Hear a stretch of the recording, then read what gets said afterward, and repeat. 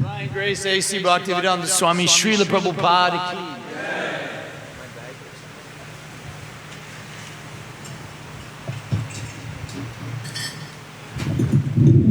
Okay.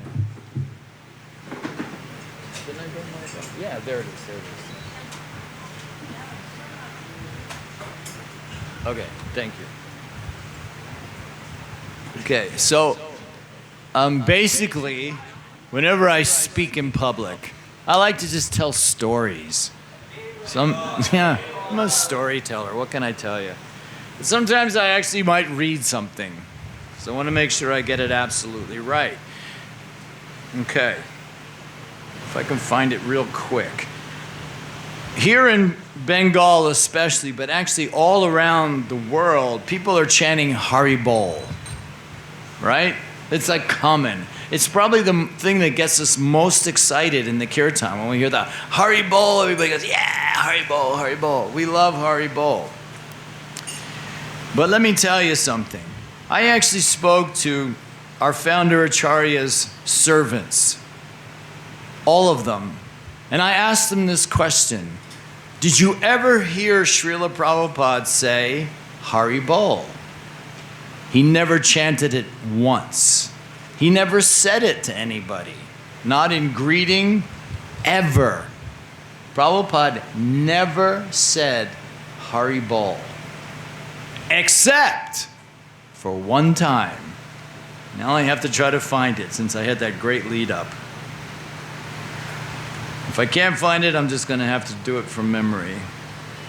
Okay, I can't find it. I get too much stuff in here. So, there was in a class in 1968, very early in the beginning stages of Iskcon. And somebody actually mentioned about Haribol. They had heard from a devotee who was in Bengal, one devotee who came to Bengal, and he had heard the devotees in the other temples around chanting Haribol. And he had no idea, what is this Haribol? So in a class, after a Bhagavatam class, he asked this question. And so Srila Prabhupada answered it. He said, I can't find it. He said, there is one instance when Lord Chaitanya's kirtan party was coming into a town, and he said Haribol. It's the only reference that we have of Haribol. Lord Chaitanya actually said it. He greeted these people who were greeting him by saying Haribol. And Prabhupada went on to explain that Haribol is like saying Hare Krishna. It's almost like, he said, a shortened version of Hare Krishna. So it is bona fide to chant Haribol, although we tend to overuse it. Now, there were times in the very early stages of this International Society for Krishna Consciousness that because Haribol is such a, it's almost like a war cry. Haribol! Right? Like it really gets you going. The mantra may be too long. Hare Krishna, Hare Krishna. Okay, you can't really, but Haribol! You can get fired up about it. You just say it one time, everybody responds. It's so enthusiastic. So devotees, appreciating that this was such an ecstatic chant, they started chanting it more and more and more. And there was kirtans where basically it was almost just all Haribol. And Prabhupada was not very fond of that. And there was one sannyasi who was very dear to Srila Prabhupada.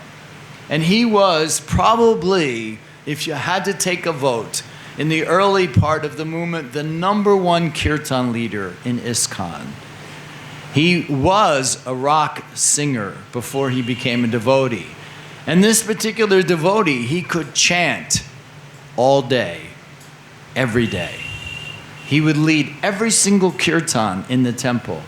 He would lead Harinam for 12 hours a day, every day. And he never got hoarse, never lost his voice. He was empowered to chant Hare Krishna. He would lead every single kirtan, every single Harinam, and wherever he went, they always had him chant. He had an amazing voice that was so rich and fluid, and he just kept chanting and chanting and chanting. He also used to play the mridanga. Early in the movement, you never led a kirtan unless you played the mridanga.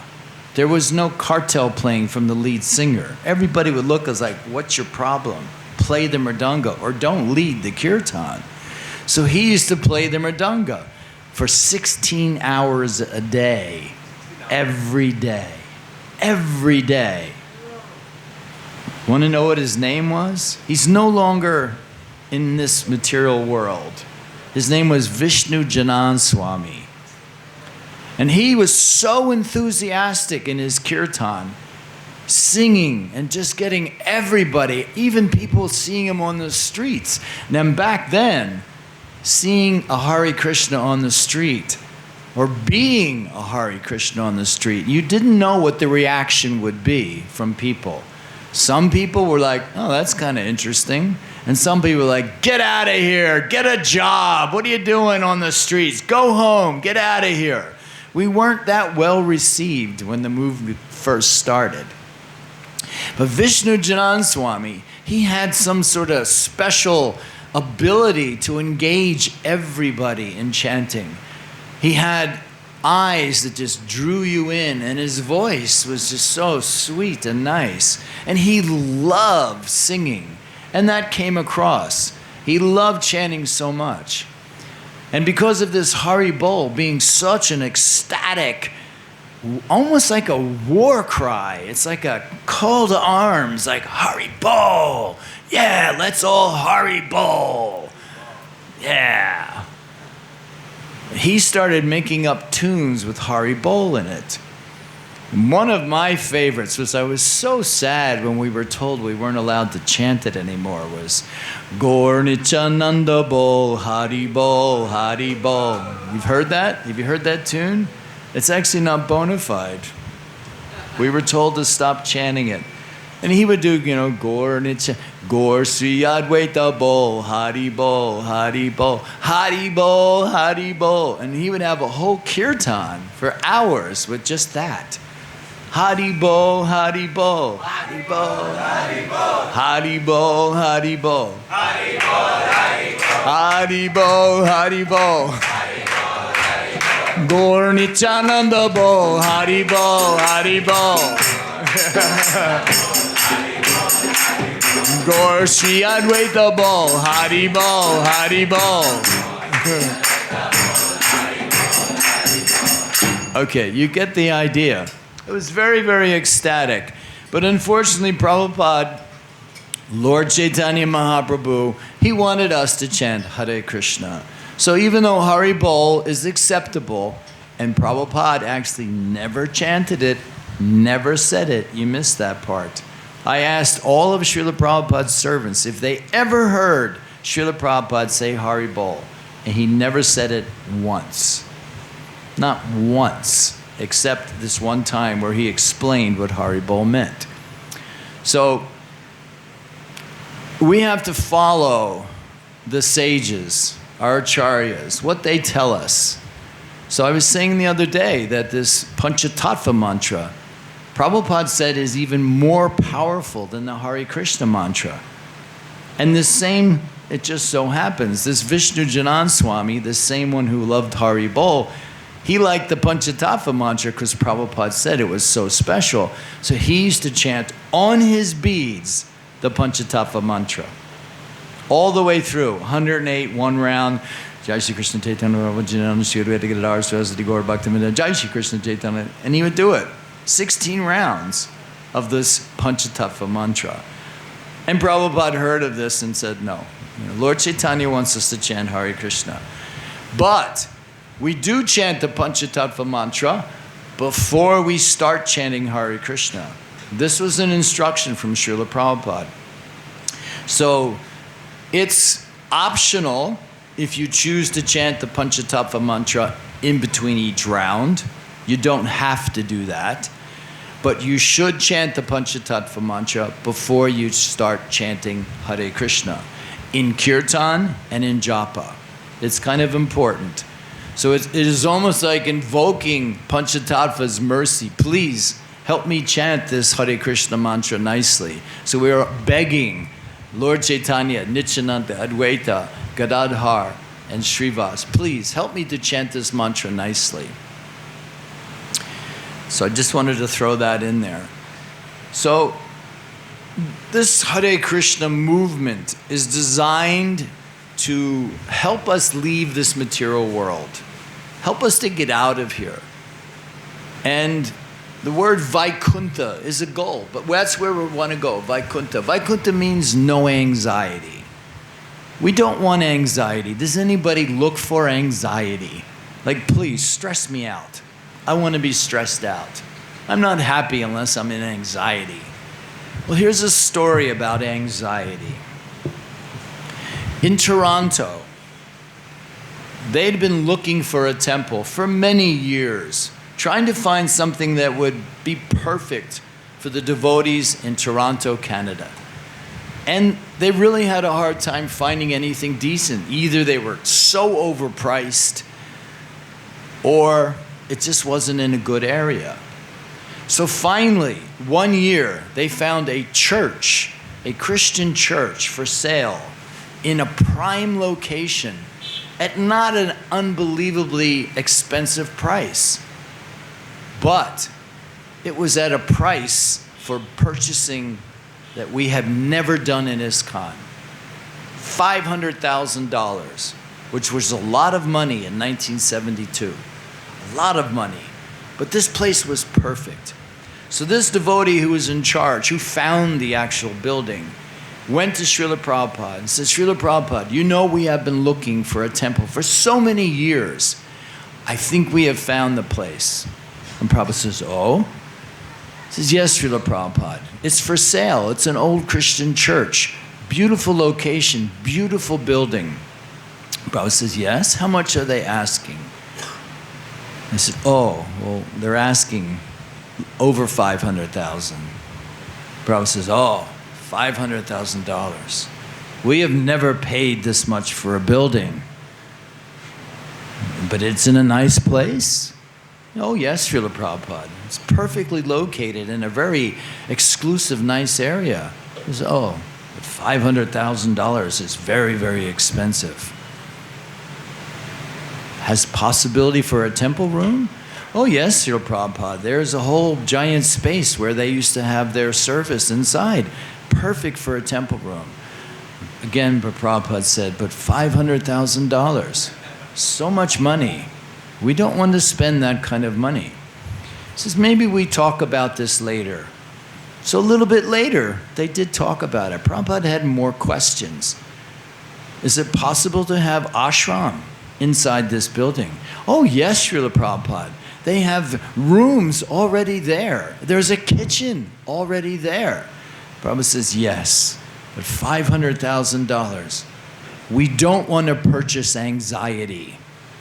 And the devotee who was trying to convince Prabhupada was, oh well, such a beautiful building though, Prabhupada. And Prabhupada says, yes, yes, but we don't want to purchase anxiety.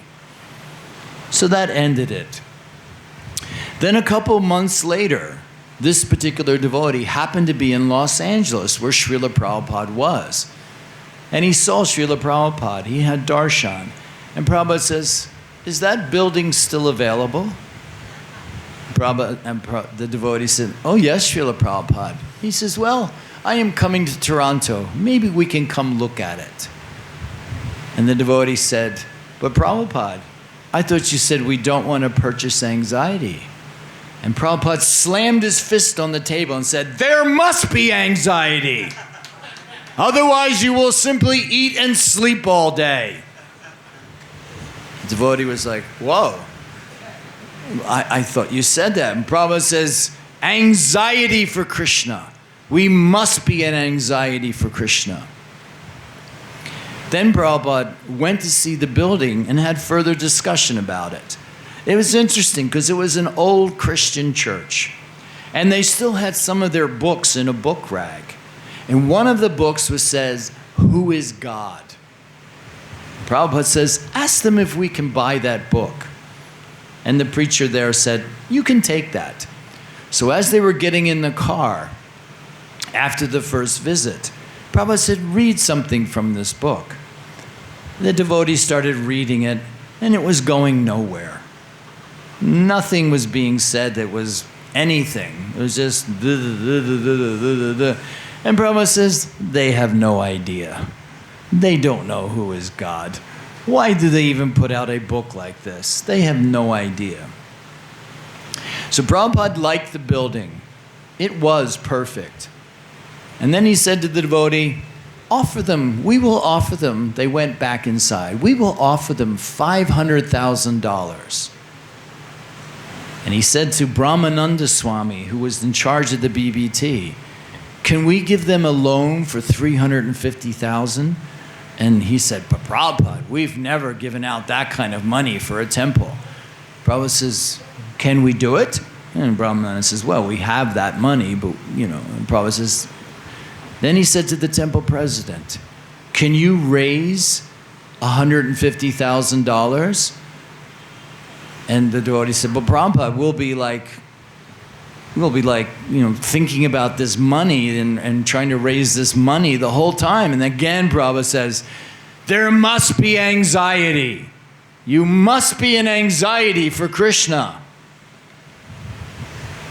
Short story, they bought the building.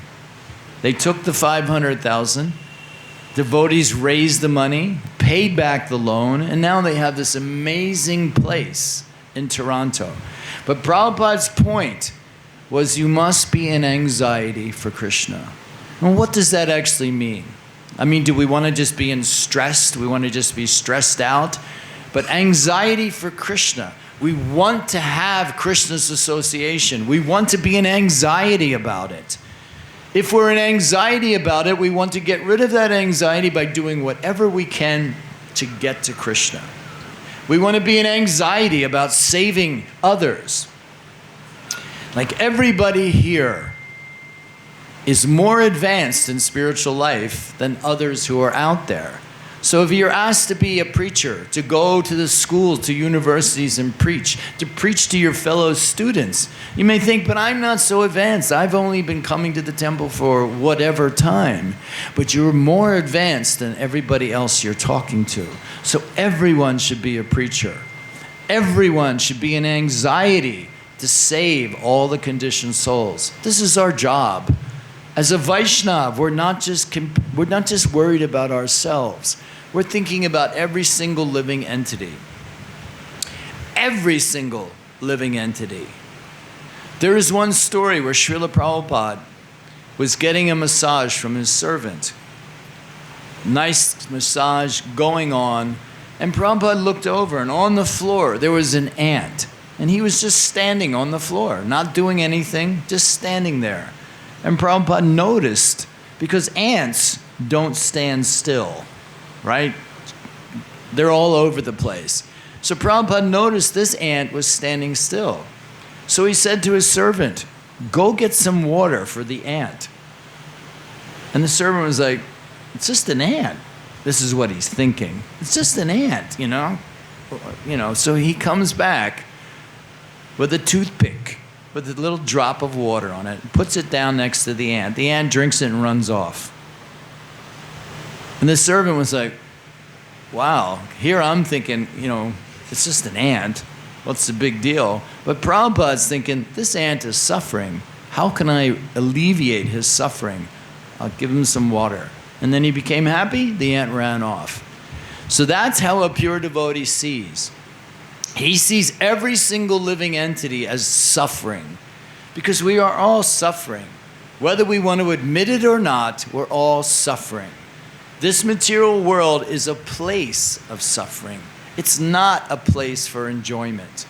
It's a place where you can try to enjoy, but you're not going to get there. It's just not going to happen. So it's a suffering place. So every single devotee should see every single entity in a suffering condition. And how can I help? The spiritual master is such a wonderful gift from Krishna. He's here to guide us back to the spiritual world. That's why here within the International Society for Krishna Consciousness, we place so much emphasis on our founder Acharya, Srila Prabhupada. Because Prabhupada went out of his way. He was living in Vrindavan, Krishna's birthplace, the most spiritual place on the planet, peacefully studying and doing chanting. But his instruction from his guru was to preach to the English-speaking people. So he left Vrindavan to go do that. So the guru, he is such an important part of our life. Most of us are probably here due to Srila Prabhupada's books. Srila Prabhupada's instructions, he said, everything I have to say is in my books. So although, as I was saying yesterday, it's very wonderful to say, I've met Prabhupada, I've seen Prabhupada, I had his darshan, I became his disciple, but everything Prabhupada has to say in his books. So we can all have this association. When Prabhupada was first giving classes in New York City, this is 1966, and all those devotees there who came, most of them were hippies, most of them were doing drugs, most of them had really nasty habits. But Prabhupada welcomed them all in. And Prabhupada started this movement very early on. He called it the International Society for Krishna Consciousness. There were 12 people following Srila Prabhupada at this time, but he calls this the International Society for Krishna Consciousness. And those 12 are like, Swamiji, why would you call it international? Why not just say the New York group of people studying with a Swami or something like that? Because there's only 12 of us. Why are you calling it the International Society for Krishna Consciousness? And why Krishna Consciousness? Nobody knows Krishna. Why would you call it that? Why not say God then? Everybody knows God, or knows of God, but Krishna, nobody knows. Why do this? And Prabhupada explained that there will be temples all over the world. And as we know, Bhaktivinoda Thakur, who is the Param Guru for Srila Prabhupada, his guru's guru, he predicted that one day in Sridham Mayapur, there will be people from America and Russia and Japan and China all chanting, Nitai Gauranga! And it's come true. There are people from all around the world. My Harinam group, we have about 20 regular devotees, and everybody's from a different country. It's amazing, but yet we all come together to chant Hare Krishna. Prabhupada's gift, Bhaktivinoda Thakur's prediction. Now somehow or other, I'm trying to morph into this story that I feel like telling. Let me see if I can draw it in properly. I wanted to speak more about Srila Prabhupada because the reason I'm actually sitting here is because of Srila Prabhupada. So therefore I feel some indebtedness to him to speak about him and what Srila Prabhupada has meant to me. I never had Srila Prabhupada chastise me. I wasn't that close to Srila Prabhupada to be able to be chastised. And Prabhupada didn't chastise everybody. But for his special devotees who he knew would help, he chastised. Guru means heavy. Sometimes Prabhupada was very heavy. There is a disciple of Srila Prabhupada. His name then was Ganesham Das, but he became Bhakti Tirtha Swami. Probably have never heard of him. He's left his body. You've heard of him? Very, very special person. I'm going to go on record as saying the most austere devotee I ever met. For his entire Krishna consciousness career, he would get up at 2:30 in the morning. And he was just so steady and regular. He hardly slept, and he was such a wonderful person. He gave himself to everybody. In the early 70s, he was in Russia, or what then was the Soviet Union, distributing books. Now, if he got caught doing this, He could be deported. He could go to jail. They could put him in jail for the rest of his life if they wanted to. But yet he took on this service because he knew how important it was. So he used to distribute books in libraries and in all the universities throughout Russia. Very undercover. And most of the time, it was very acceptable by the teachers in the universities because they were just very happy to be able to have these books come into their university. So at the end of Srila Prabhupada's Lila on Earth in 1977, he received word, Brahma Bhakti Tirtha, that Srila Prabhupada was heading back to Vrindavan to leave his body, which was very sad. But at this moment, he was in London. Prabhupada had made one last trip to London, thinking I will then go to America, but no, his body wouldn't let him do it. His Krishna was wanting him back. So Bhakti Tirtha Swami went to London to see Srila Prabhupada. Now, Tamal Krishna Goswami, and these are all names from long time ago, and probably never heard of him either maybe, or you have, but he also has left his body. He actually brought Tamal Bhakti Tirtha in to see Srila Prabhupada. Now when Srila Prabhupada saw Bhakti Tirtha Swami, they embraced and they both started crying. It was a very emotional experience for both of them. Because Prabhupada loved that Bhakti Tirtha would risk his life to spread this Krishna consciousness. And Bhakti Tirtha was so happy just to be able to do something for Srila Prabhupada. So they were crying. And then Bhakti Tirtha started explaining how he was going from university to university, threat of being arrested. He was explaining the whole situation. Now, every month, Bhakti Tirtha used to send in a report. This is how many books I've distributed, how many sets of books, how many places I went to. So Tamal Krishna said to him, tomorrow you come and you see Srila Prabhupada, and rather than give a written report, you tell Prabhupada how many books and where you went. So Bhakti Tirtha was very happy to be able to do this. Came in the next day, sat down in front of Srila Prabhupada, and Tamal says, give him your report. So Bhakti Tirtha started saying, I went to this university and I did this and this many books. And then he looked up and Prabhupada wasn't even looking at him. He was totally ignoring him. Instead, he was talking to the Mataji who was cleaning his desk. He was saying, oh, this is so nice what you're doing. How many years have you been? Oh, very nice. He's talking like that. Meanwhile, Bhakti Tirtha, who has risked his life to distribute these books, is giving the report to Srila Prabhupada, and Prabhupada's not even listening. He was not even listening at all. Talking to somebody else, just a Mataji who was cleaning Prabhupada's desk. So Bhakti Tirtha looked at Tamal and said, what should I do? Should I keep reading or what? What should I do? And Tamal says, no, we'll go. So they got up and walked out. They got to walk out. Right before he leaves the door, Prabhupada yelled to him, said, you are not the doer.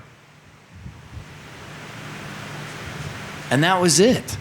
Bhakti Tirtha walked out of the room, never got a chance to say anything, never saw or spoke to Srila Prabhupada again. The last thing he heard from Srila Prabhupada was a chastisement.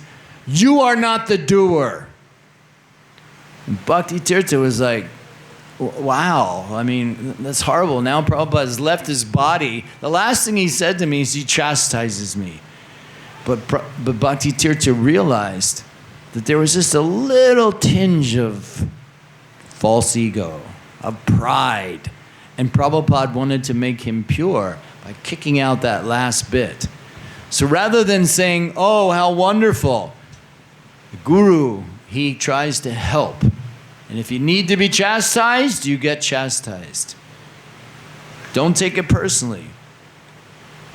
If Kumar tells one of you guys, hey, you're doing like this, you don't go, no, you say, thank you, Prabhu. Thank you. Because he's doing it to help you. Is that correct? Does that seem fair? He's a bully? No, you didn't say that. No, I'm just kidding. So that the guru, and guru comes in a lot of different forms. Prabhupada is my Diksha guru, which means I took an initiation from him. But I have so many Siksha gurus. I'm sitting in front of many of them right now because you are all giving me inspiration to be a better devotee. So that means I'm getting instruction from you. You are Siksha guru. So Siksha guru comes in a lot of different forms. Whoever gives you instruction, whoever is there to help you is a Siksha guru. So we have to be very intelligent like with this and call upon people to help us. Even if they want to chastise us, that is Siksha guru. Actually, we should trust more somebody who is chastising. Bhaktisiddhanta was once going across the river, going across the Ganges, and the boatman said, "You think you're so special." And all of Bhaktisiddhanta Saraswati's disciples are like, "Whoa, how dare you speak to him? Don't you know who he is?" And Bhaktisiddhanta says, No, it's okay. And when he heard that this boatman had left his body, Bhaktisiddhanta was very upset. His disciples couldn't understand. Why are you so upset? He used to say not nice things to you. And Bhaktisiddhanta says, he was my Siksha guru. He was always trying to keep me straight, always trying to keep me focused. And the disciples of Bhaktisiddhanta couldn't understand this. But Bhaktisiddhanta said, better he speaks sweet words to me all the time. Nobody wants to hear, "Oh, you're so wonderful, aren't you amazing, you're great, you're fantastic." Better to say, "Prabhu, you really shouldn't be doing like this." That's going to help you more than somebody telling you how wonderful you are. Correct? Yeah. So Siksha guru comes in a lot of different forms. So we should be seeking out from anybody possible who can help us along in this path. And you just don't know. It could be somebody on the street saying something that doesn't quite make sense to you at the time, but maybe later the light goes on. Oh, that's why he said that to me. So this International Society of Krishna Consciousness has so many different gurus. Diksha, Siksha, they're all important in our lives. Okay, I'm going to stop with that, because I really want to have a discussion. And I know there are a lot of different levels of Krishna consciousness being practiced here in Haldia. We have people who are just coming, which is amazing. And we have people who have been here for a while, which is also amazing. So if you want to ask me some questions, and I'll try to answer to the best of my ability, and if I can, I'll just tell a story.